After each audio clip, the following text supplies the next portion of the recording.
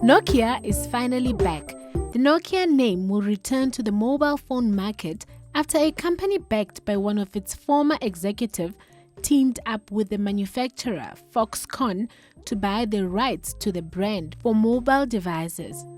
Nokia, once the world's biggest maker of mobile phones, was wrong-footed by the rise of smartphones and eclipsed by Apple and Samsung.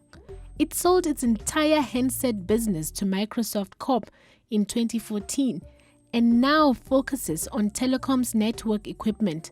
But it held on to its phone patent with a view to eventually striking a licensing deal, though it had to wait for a non-compete deal with Microsoft. Nokia said on Wednesday it had signed up an exclusive 10-year licensing agreement for newly formed Finnish company HMD Global Oy to create Nokia-branded smartphones and tablets. The product will be made by Taiwan's Foxconn, and Nokia will receive an undisclosed royalty on sales, covering both brand and intellectual property rights.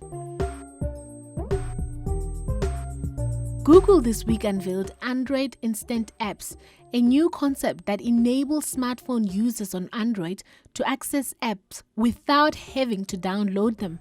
The big reveal happened at the annual developer conference in USA. Since there'll be no downloading of apps involved, Android Instant Apps is expected to save users plenty of space on their phones and to offer a wider range of apps. It is also expected to make it easier to access apps on mobile phones. Your Uber taxi might soon not have a driver as Uber tests driverless cars. In a statement this week, the taxi company, the tech company, said it is using a hybrid Ford Fusion to collect mapping data and test self-driving capabilities of the potential taxi. During the testing phase currently happening in Pittsburgh, USA, a trained driver sits in the driver's seat monitoring operations. The car is fitted with radars, laser scanners and high-resolution cameras to map details of the environment.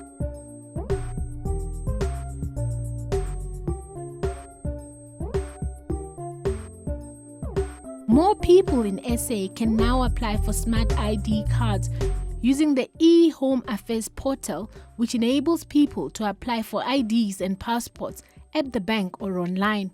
Minister of Home Affairs Melusi Gigaba this week said the service will now also be available to those aged between 25 and 40. In the testing out phase, the service was only available to people aged between 30 and 35 years old.